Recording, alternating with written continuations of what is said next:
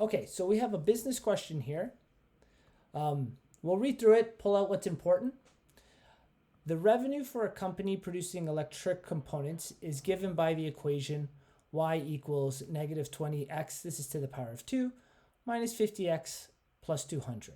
Okay, so this is a revenue function, which is going to be important. We have to define some of our business terms here, where x is the price in dollars of each component.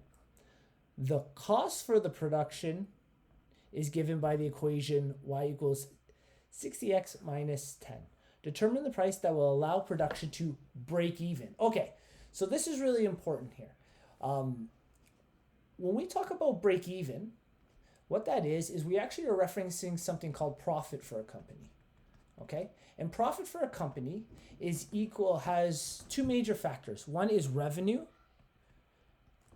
and revenue is the amount of money a company takes in, subtracted by the costs. Okay, and when revenue, and we're gonna call these P, R, and C. Okay, and we know very quickly by looking at this, when R is equal to C, that's when a company would break even. Okay, break even just means the company's making no money. So the amount of money they bring in is the same as what it costs them to produce the goods.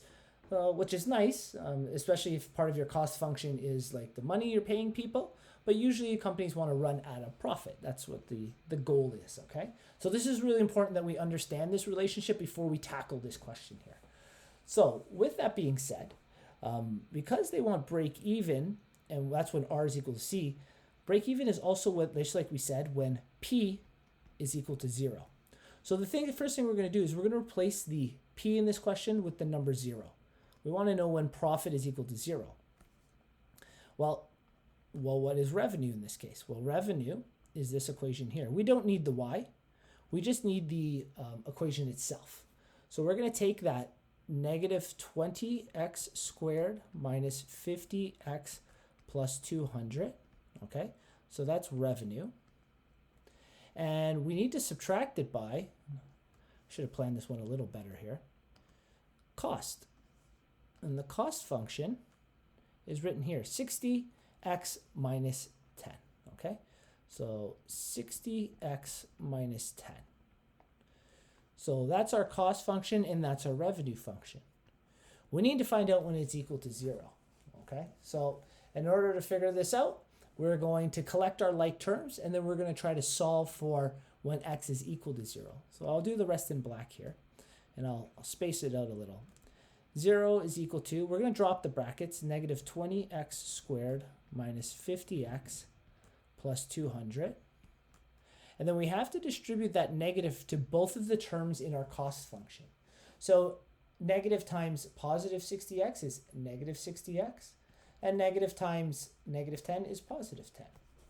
We're going to quickly underline like terms. So the x squared is the only one of its kind. We have 2 or the x to the power of 1, and we have 2 constant terms. So we're going to put those together. We're collecting here. We'll get negative 20x squared. Negative 50x minus 60x is negative 110x. And positive 200 plus 10 is positive 210. So by putting these two together, we've now created a quadratic that we can work on factoring to solve, okay? We know it's set equal to 0, so we got to do a little bit of factoring to solve this. I can common factor at least the value of 10 out of this to make it a bit simpler. And since there's also a negative coefficient in front of x squared, I'll common factor negative 10 out. See if it kind of makes this a bit simpler for us to work with. So when we factor out negative 10, we're left with 2x squared plus 11x minus 21. Great. So now what we need to do is we need to apply our decomposition factoring to this one here. We know that the A value is 2, the B value is 11, and the C value is 21. Okay? So like usual, we're looking for 2 terms that are going to multiply to what A times C is. In this case, that's 2 times negative 21, which is going to give us negative 42. And we need 2 terms that are going to add to whatever the B value is, which in this case is positive 11. Okay, we can look for factors of 42. There's not too many of those, so 42 and 1, 2 and 21, 3, no, 4, no, 5, no, 6. 6 goes into 42. 7 times, I believe, right? Yeah, 6 goes in 7 times. I don't see a factor here. Do you see a factor in this one, Nathan, as we go through it? So after a little consternation there, we figured out that 3 and 14 are a pair of factors. So we know that 3 times 14 is going to give us our 42. It just got to figure out where we're going to apply the negative. So when we do 3 and 14, to get the positive 11, that means the 14 will have to be positive and our 3 will have to be negative here. Okay, so there we've got our pair of factors. We'll jump to a new page because we're kind of running out of space here. And I'll quickly write down what we had. 0 was equal to, we had common factored out 10, 2x squared plus 11x minus 21.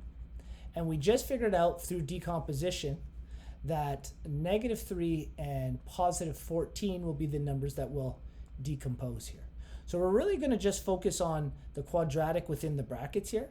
Okay, so I'll kind of give that a little bit of a different color since we're focusing on it.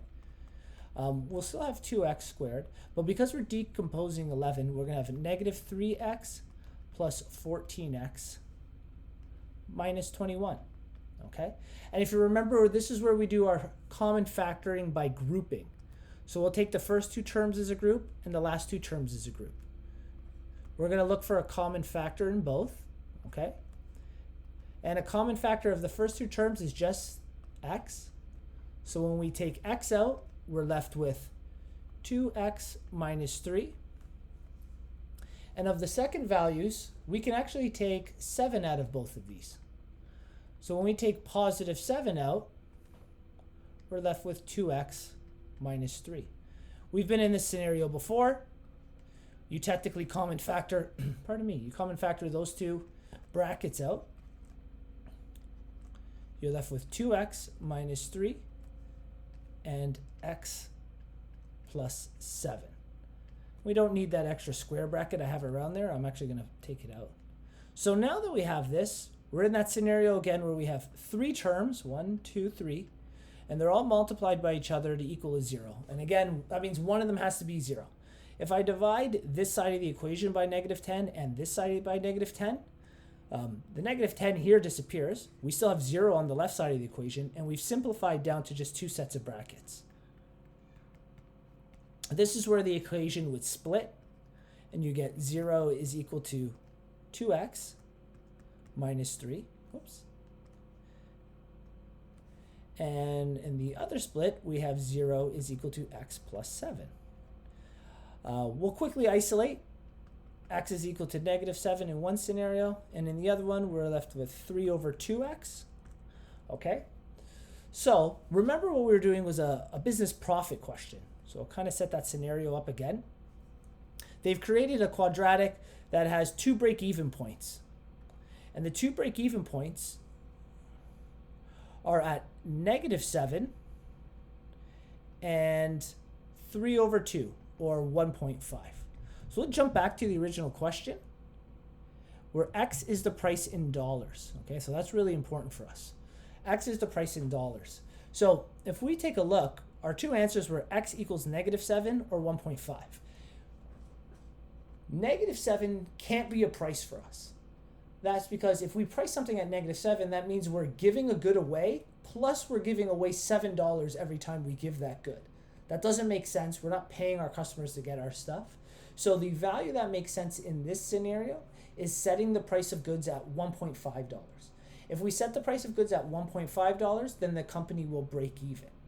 But because this is an arc, and I'm not going to take this question too much further because it didn't ask us to, but it's important to note that as a business, the goal is to actually find the maximum value, the vertex here.